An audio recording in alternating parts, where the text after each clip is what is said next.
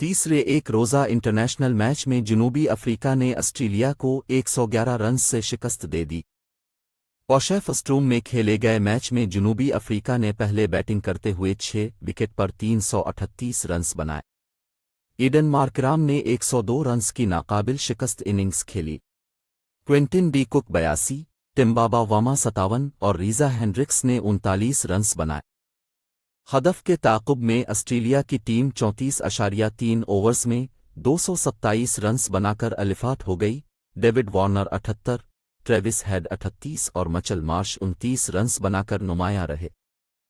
जनूबी अफ्रीका के गिराल्ड कोडजी ने 4 खिलाड़ियों को अलिफाट किया, जबकि तबरेज़ शमसी और केशो महाराज ने 2-2 विकेटें हासिल कीं।